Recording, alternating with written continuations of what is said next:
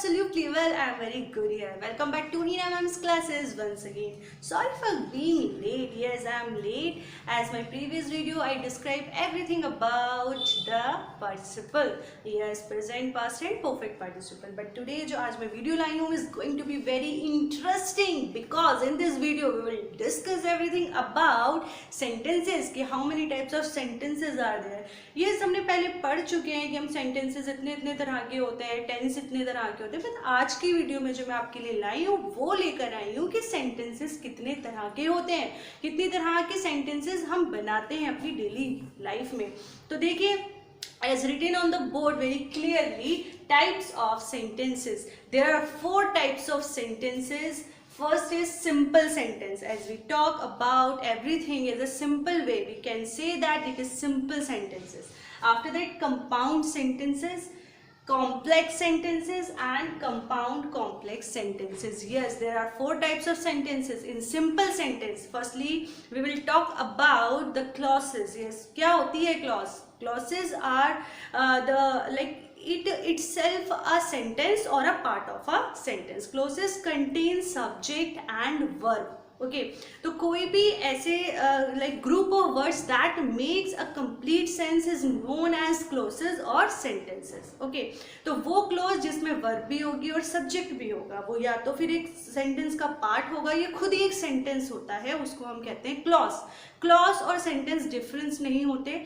अगर हम उसके कोई एक सेंटेंस है, कोई एक वाक्य है जिसके अंदर कंपाउंड क्लॉज भी है, कॉम्प्लेक्स भी है और सिंपल भी है, तो वो पूरा एक सेंटेंस बन जाएगा. लेकिन जहाँ पर इन सबको हटाकर सिर्फ सिंपल चीज़ों की बात हो रही है और उसके अंदर वर्ब भी है और सब्जेक्ट भी है, उसे हम कहते हैं क्लॉज. ठीक है, अब क्लॉज भी कई तरह की होती हैं. ठीक है, इंडिपेंडेंट क्लॉज होती है और डिपेंडेंट क्लॉज होती है. तो इंडिपेंडेंट क्लॉज हम किसे कहते हैं? Clause that make complete sense on their on.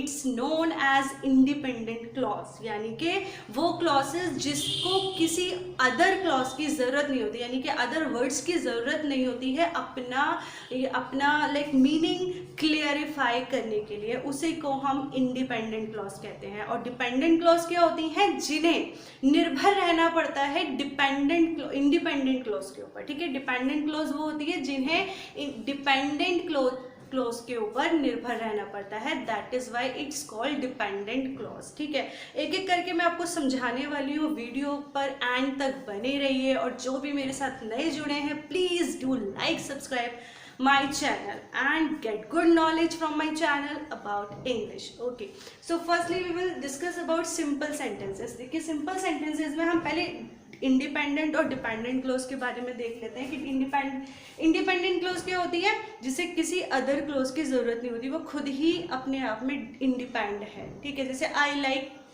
Coffee, मुझे कॉफ़ी पसंद है, तो this is simple sentence.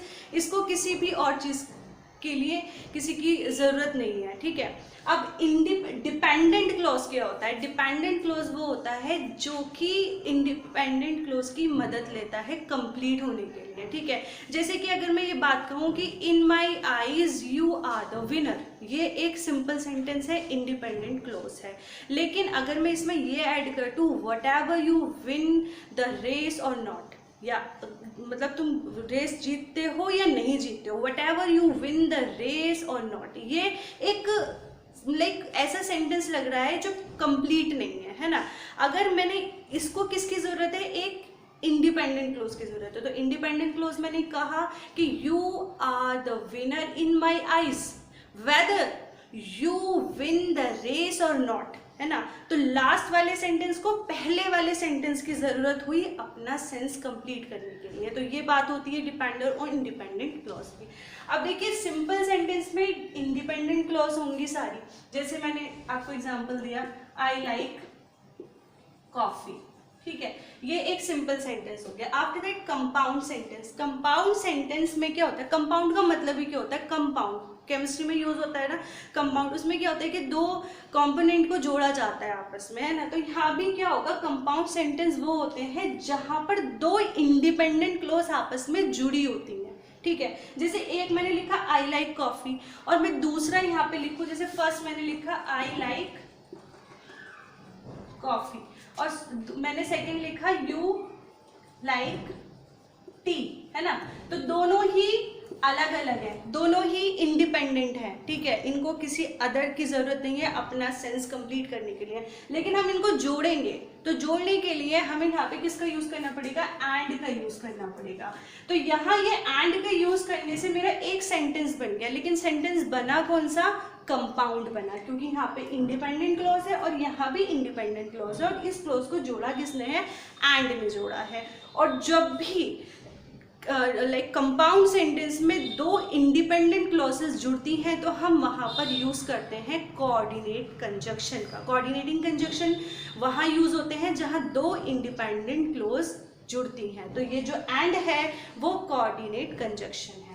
After that complex, complex का क्या मतलब होता है, कॉम्प्लेक्स चीज़ें कॉम्प्लेक्स होती है ना, बड़ी अजीब सी उलझी हुई सी कि बहुत कॉम्प्लेक्स सिचुएशन है, तो उसी को हम कॉम्प्लेक्स सेंटेंस में यूज कर सकते हैं जहां पर इंडिपेंडेंट और डिपेंडेंट दो क्लॉजेस आपस में जुड़ती हैं, ठीक है। जहां पर इंडिपेंडेंट क्लॉज भी होगी और डिपेंडेंट क्लॉज भी होगी, तो उसको जोड़ने के लिए हमें एक कंजक्शन का यूज करना पड़ेगा, और उसी कंजक्शन को हम कहते हैं सबऑर्डिनेट कंजक्शन, ठीक है। कंजक्शन भी कई तरह के होते हैं, तो आज की वीडियो में हम ये भी जानेंगे कि कंजक्शन कितने तरह के होते हैं। एक हमने पढ़ा कंजक्शन कोऑर्डिनेट कंजक्शन, यानी कि जो कंपाउंड सेंटेंसेस में यूज होता है, और सबऑर्डिनेट कंजक्शन जो कि कॉम्प्लेक्स सेंटेंसेस में यूज होता है। तो यहाँ देखिए कॉम्प्लेक्स सेंटेंस में एक इंडिपेंडेंट क्लॉज होगी, दूसरा उसको सबऑर्डिनेट कंजक्शन जोड़ेगा, डिपेंडेंट क्लॉज होगी। जब भी डिपेंडेंट क्लॉज का अगर हम यूज करते हैं सेंटेंस में जोड़ने के लिए तो उसके साथ हमेशा सबऑर्डिनेट कंजक्शन यूज होता है। After that compound complex sentences. अब देखिए इसमें तो नाम से ही दिख रहा है कि इसमें ये कंपाउंड भी है, कॉम्प्लेक्स भी और सेंटेंस है, ठीक है। तो इसमें क्या करना होता है हमें कि यहाँ पर इंडिपेंडेंट क्लॉज भी होती हैं, दो होंगी, दो से ज्यादा होंगी, यहाँ पर कोऑर्डिनेट कंजक्शन भी यूज होगा, यहाँ पर कॉम्प्लेक्स सेंटेंस भी यूज होगा, यानी कि यहाँ पे सबऑर्डिनेट कंजक्शन के साथ इंडिपेंडेंट क्लॉज भी यूज होंगी। तो देखिए ऐसे कंपाउंड कॉम्प्लेक्स सेंटेंसेस में हमारा इंडिपेंडेंट क्लॉज होती है, एक से ज्यादा इंडिपेंडेंट क्लॉज होंगी, कोऑर्डिनेट कंजक्शन होगा इन दो इंडिपेंडेंट क्लॉज को जोड़ने के लिए, यहाँ डिपेंडेंट क्लॉज भी होंगी, और इन दो डिपेंडेंट क्लॉज को जोड़ने के लिए सबऑर्डिनेट कंजक्शन का भी यूज हम करेंगे। तो आज की वीडियो में इतना ही। नेक्स्ट वीडियो में मैं आपको इन सबको सेपरेट करके बताऊंगी कि how will we take out about the conjunction, कि कौन सा कंजक्शन लगा हुआ है, how can we like taken out everything about कि this is complex sentence, this is compound sentence, this is simple sentence. तो बने रहिए मेरी वीडियो के साथ, जल्दी मैं आपको मिलूंगी। एंड हाँ, don't be forget the last thing what I used to say everyone, कि अपने आप को किसी से कम मत समझिए, कोई और कर सकता है तो आप भी कर सकते हैं, आप डेफिनेटली कर सकते हैं। तो खुश रहिए, सुरक्षित रहिए, आसपास लोगों का ध्यान रखिए और मेरे चैनल को अपना ढेर सारा प्यार देते रहिए। Thank you so much, thank you for watching my video.